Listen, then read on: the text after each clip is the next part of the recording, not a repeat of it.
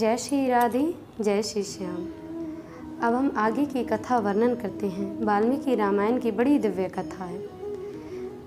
प्रभु श्री राम, विश्वामित्र जी और लक्ष्मण जब मार्ग में चलने लगे तो आगे विश्वामित्र जी अब ताड़का वन को बस पार ही करने वाले थे कि प्रभु श्री राम ने कहा कि हे प्रभु, हे ऋषि, आप मुझे ये बताइए कि इन सभी अस्त्रों का संहार कैसे करना है, प्रयोग कैसे करना है, संहार विधि इत्यादि। विश्वामित्र जी उसी समय रघुनंदन को संहार विधि इत्यादि बताने लगे और क्रैशास्व नामक प्रजापति के जो दिव्य अस्त्र पुत्र थे, सत्यमान, धृतिमान, कुशल, मादल, तुष्टिमान इत्यादि, इन सभी पुत्रों को भी, यानी ये जो पुत्र थे ये अस्त्र स्वरूप पुत्र थे, इसीलिए विश्वामित्र जी ने इन अस्त्रों को भी राम जी को प्रदान किया।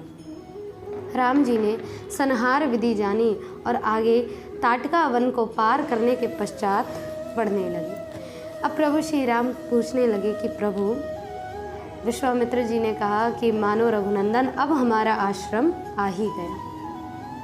ये बात सुन करके रघुनंदन कहने लगे, प्रभु आपके आश्रम का नाम क्या है, महत्व क्या है, कौन से देश का आपका आश्रम है, हमारे मन में जानने की बड़ी इच्छा है। विश्वामित्र जी उन्हें बताने लगे कि हमारे आश्रम को सिद्धाश्रम के नाम से जाना जाता है। और क्यों जाना जाता है उसका महत्व आप सुनिए कि सिद्धाश्रम में, इस स्थान पर जिसको सिद्धाश्रम कहा जाता है, उस स्थान पर स्वयं विष्णु भगवान ने 100 युगों तक तपस्या की थी। 100 युगों तक तप करने पर उन्हें जो सिद्धि, सर्वार्थ सिद्धि प्राप्त हुई थी, उस सिद्धि के नाम पर ही इस आश्रम को सिद्ध आश्रम कहा जाता है।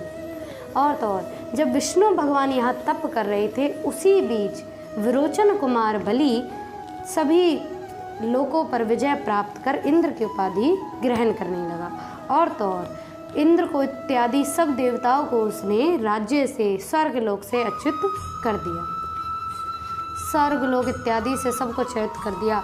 सभी देवता मारी मारी जब भटकने लगे तो सभी देवता, अग्नि इत्यादि देवता, इस आश्रम में भगवान विष्णु की खोज में आ पहुँचे। भगवान विष्णु की तपस्या को देख करके प्रार्थना करी कि प्रभु आप हमारी रक्षा करें। भगवान विष्णु ने उनकी रक्षा करने का मन में संकल्प लिया और संकल्प लेकर के कहा, यहाँ पर इस आश्रम में भगवान विष्णु ने मन में ये विचार धारण किया था कि मैं वामन अवतार धारण करूँगा। और उधर मरीचि नंदन कश्यप ने प्रभु से प्रार्थना करी, अदिति ने प्रार्थना करी कि प्रभु पुत्र रूप में आप हमारे यहाँ जन्म लें। यहाँ आश्वासन देकर के बड़े प्रसन्न हुए विष्णु भगवान और अदिति के यहाँ पर वामन अवतार धारण किया। वामन अवतार ग्रहण कर बलि के यज्ञ में जा पहुँचे। बलि के यज्ञ में पहुँच करके बलि से 3 पग भूमि दान मांगने लगे। 3 पग भूमि दान मांगी और उसी 3 पग में त्रिलोकी को भगवान विष्णु ने जीत लिया। उस 3 पग भूमि को भगवान विष्णु ने जीता। सभी देवता बड़े प्रसन्न हुए और इस आश्रम को पूर्णत्व रूप से सिद्ध आश्रम का नाम दे दिया। सभी देवता आज भी इस आश्रम में आते हैं, इस आश्रम की सेवा पूजा करते हैं। सभी देवता भी प्रसन्न हुए और विश्वामित्र ने कहा कि हे रघुनंदन, ये हमारे इस सिद्ध आश्रम का दिव्य महत्व है। तो अब हम यहाँ जो यज्ञ करने वाले हैं, उस यज्ञ में राक्षस आकर के उत्पात मचाते हैं, इसीलिए आप उस यज्ञ की रक्षा करें। रघुनंदन ने कहा, प्रभु हम तो आपके किंकर हैं, यानी शिष्य हैं, आप जो हमें आज्ञा देंगे हमें वो आज्ञा स्वीकार होगी। आपकी सेवा में हम सदैव ही तत्पर हैं। रघुनंदन के मुख से ये वचन सुनकर विश्वामित्र जी प्रसन्न हुए। अब आगे सिद्धाश्रम की ओर बढ़ने लगे।